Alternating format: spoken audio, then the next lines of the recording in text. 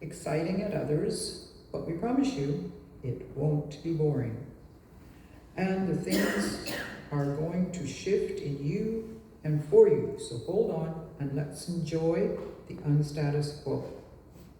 And the talk today is the truth about wholeness and disability. Help me welcome April.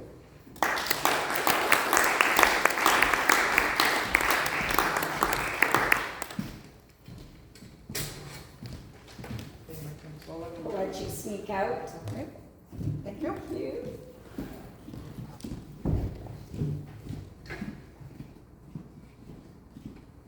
Morning, everyone. Morning. Am I too loud? Never. I'll try and maybe I am a little loud. I don't know why. I'm such a quiet-spoken person. So, at a soccer game, week ago, happened to be over on the side with the coach, because I know the coach. And this little girl, it was halftime, and the coach waved over and said, "Haley, can you come over here for a minute?" So she came over, and he said, "Haley, you know it's not right to criticize your own team members when they don't pass you the ball or things aren't going your way." And Haley goes, "Yes, coach, I understand." And then he said, "Haley, do you know that it's wrong to say bad words to the referee when they make a call that maybe you don't agree with? They're just trying to do their best. Do you understand that?" "Yes, coach, I understand that." "And Haley, most importantly, you understand that when I take you off the field, I'm giving you a rest, but I'm also giving an opportunity for your fellow teammates to play. And I shouldn't be yelled and cursed at for that, should I?" And Haley said, "No, you shouldn't, coach." And the coach sighs and he says, "Okay, Haley, can you go tell your mom?"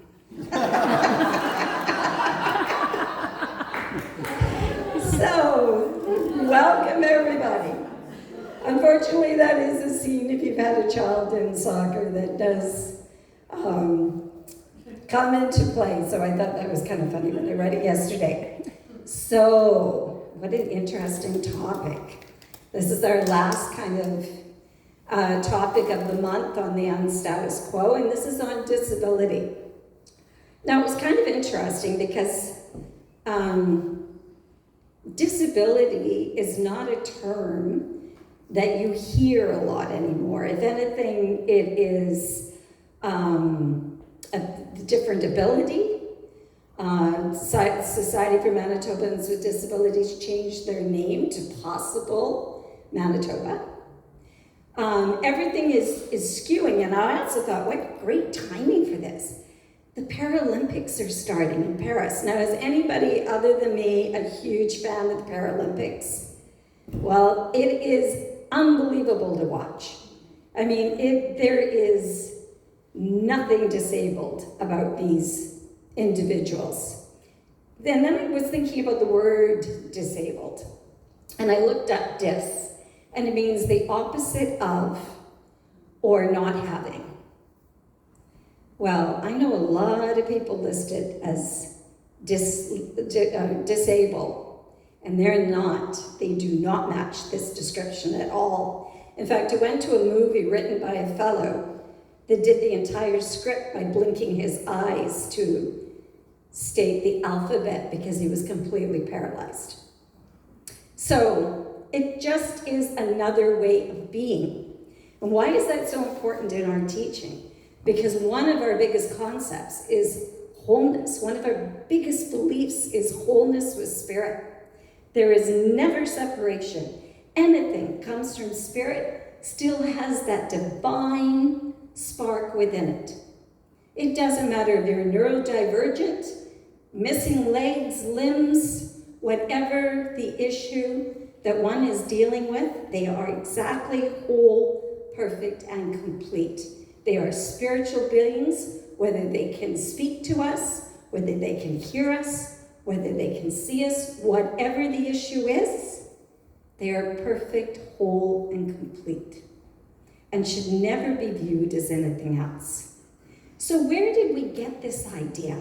where do little kids, I mean, I grew up with it. A lot of the time, the children that were differently abled, neurodivergent, were put in a special room with a special teacher. And it was called special education. It was just special everywhere. And yet they weren't treated as special. They were not treated as special at all. They were not included in a lot of the big school assemblies that got a little bit better. Certainly when my kids went to school, it was a lot better. There was a bit of inclusion. But inclusion also came with listening to parents say that the reason their children were getting a really good education was the money was going to all the little ones that had disabilities in the class, which isn't true.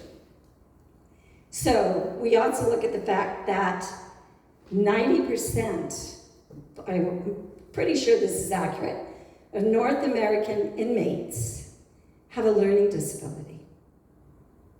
So what is the failure here? The failure is us in seeing the perfection. Now, in this topic, I know that I'm preaching to the choir.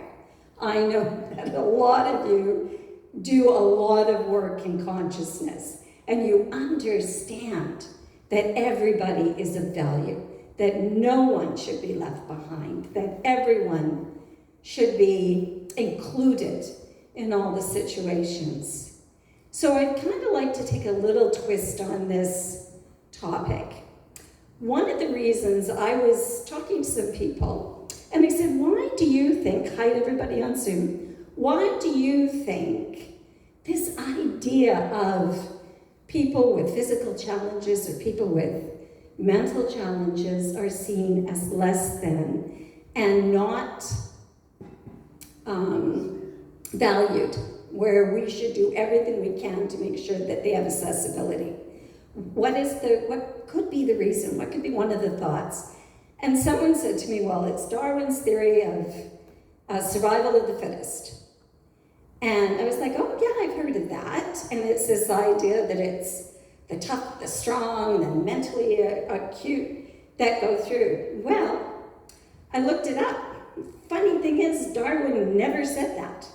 In fact, it was a critic of Darwin, a man by the name of Herbert Spencer, I think it was 1871, wrote an article criticizing Darwin's theory and coined the phrase survival of the fittest. Actually, Darwin had a theory, and I believe, I'm just going to make sure that I've got the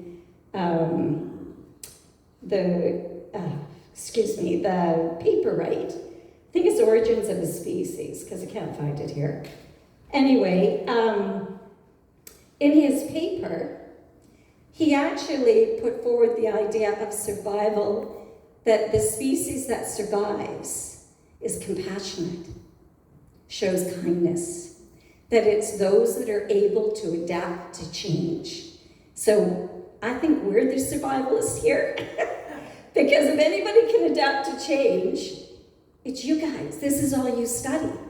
This is all you work on, is how to change your thoughts, how to change your behaviors, how to change your body, your spirit, your mind, how to change for the better. So you are who Darwin was talking about. And anyone else out there that can adapt. So take a look at the Paralympics. Take a look at the runners that are running on little metal strips that are curved on the bottom. Take a look at the people that run holding on to the arm of a sighted person, or follow sound to clear bars. It is awe-inspiring. Awe-inspiring. Look at the kids that were in the Humboldt accident, the hockey players, that are now in chairs, and what they're doing, how they're changing their lives, and how they're looking for opportunities. They are not disabled. They are differently abled. Now, this doesn't, I want to not paraphrase, I want to make one thing clear. I understand the need for people to take labels in order to access aid. I know lots of people that their children had to take on labels in order to get assistants in the schools. It's the way we categorize people. Some people might have to take on labels in order to, get wheelchairs or access different modalities that will help them through their lives. I'm not touching on that, and I certainly would never in a million years criticize anyone that needed to put forth the fact that they have a disability in order to access what they need. What I'm speaking about here is in general, when we think of them, think not of them, they're not other, I correct my own language, think of this part of our society that we might have a different perspective on. We don't even know here. There are probably people sitting here, neurodivergent, ADD, ADHD, dyslexia, right? Autism. It's everywhere. We just never recognized it before.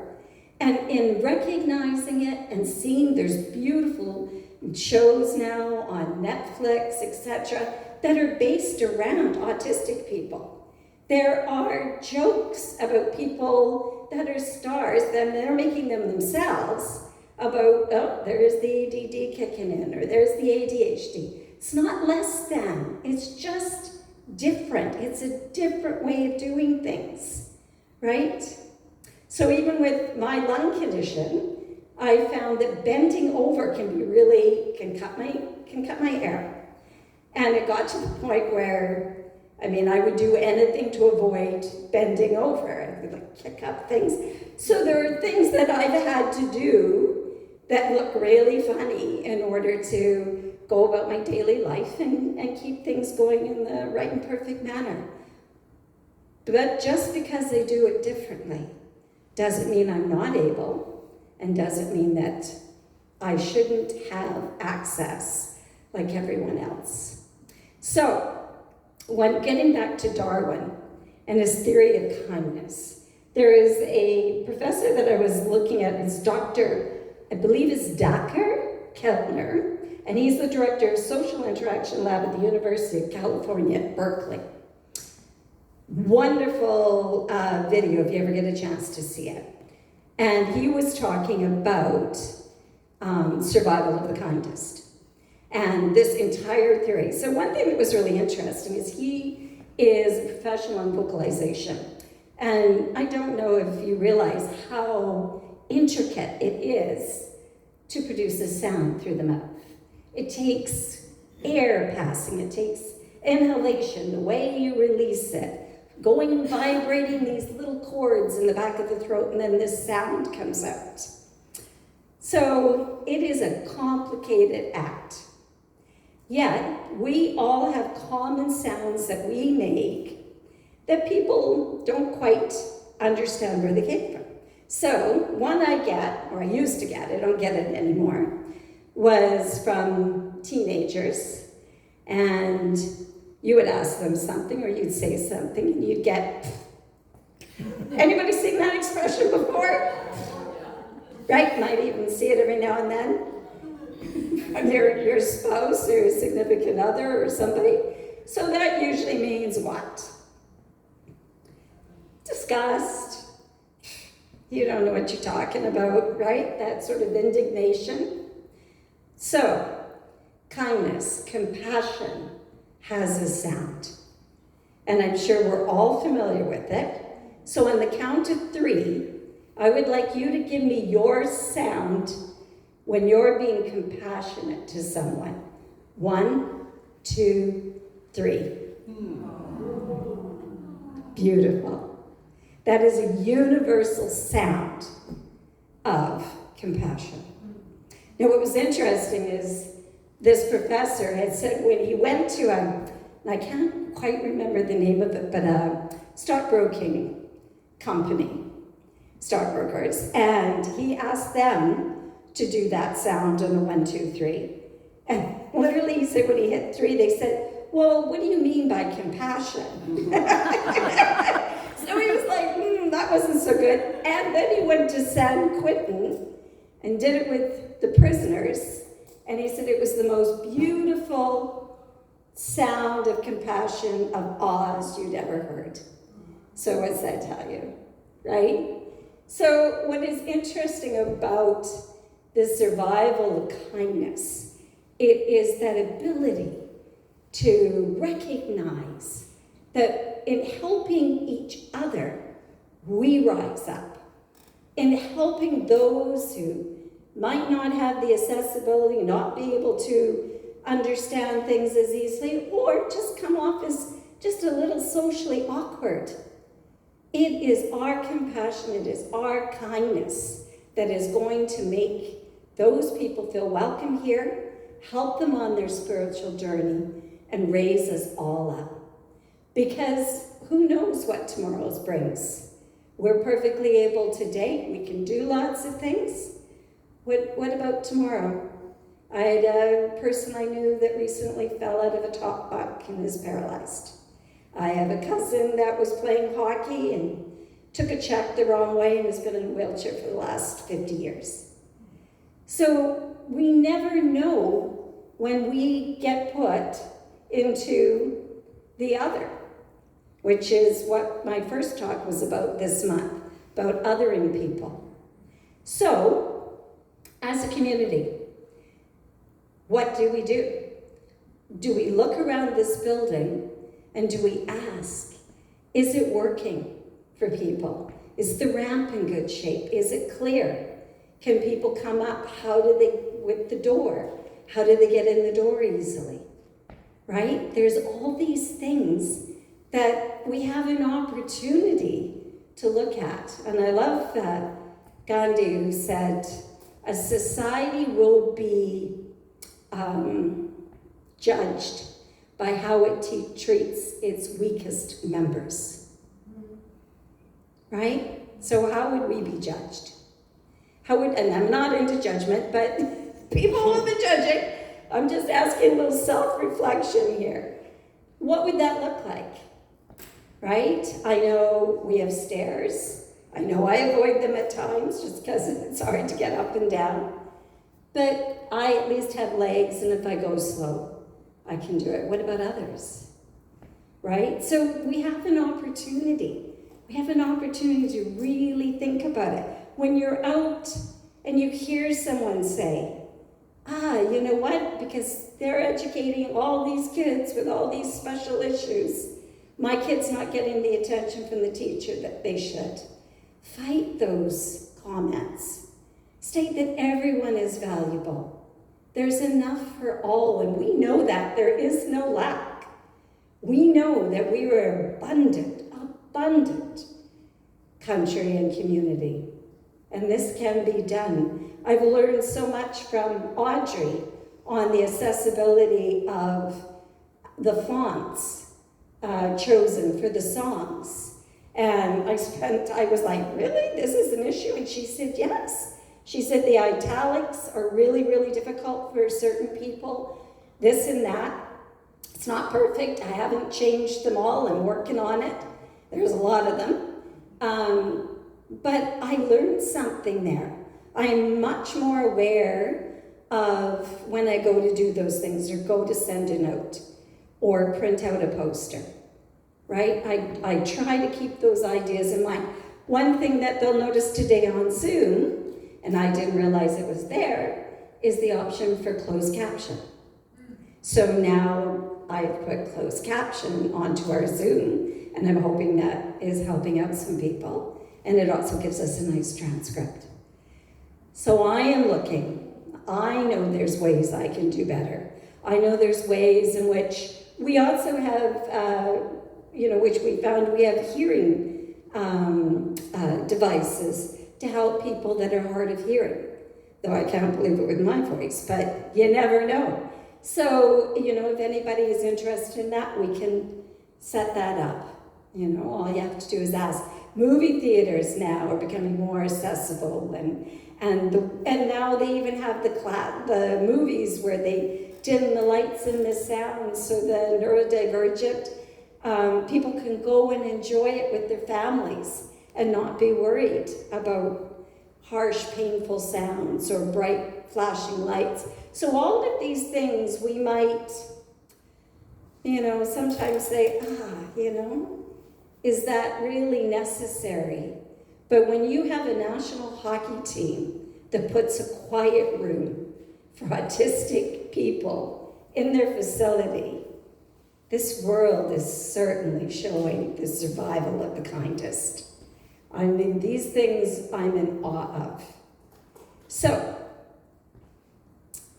this kind of change from this idea of a disability into how, again, we can be all that to everyone and honor the divine in every single person that shows up here for a class, for a workshop, for whatever it may be.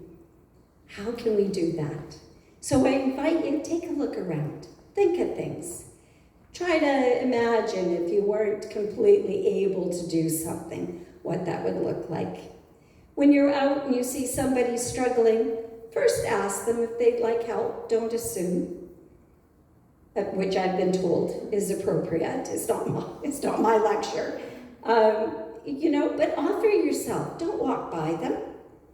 If somebody speaks to you and they're serving you or they're working stocking shelves and you speak to them and they seem a little socially awkward,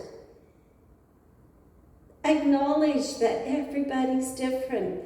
Treat it with compassion. Speak to them like you would your own child or a family member or someone you love. What a beautiful world this will be when we do this. So I want to end with a quote. And actually, this is by LeVar Burton, who I had a fantastic dinner at 529 with a few years ago. Lovely fellow. He was Geordie on Star Trek, and your kids might know him from reading Rainbow. But he said, in a society that functions optimally, those who should naturally want to provide for those who can't. That's how it's designed to work. I truly believe we're here to take care of one another. And in that I will say, and so it is.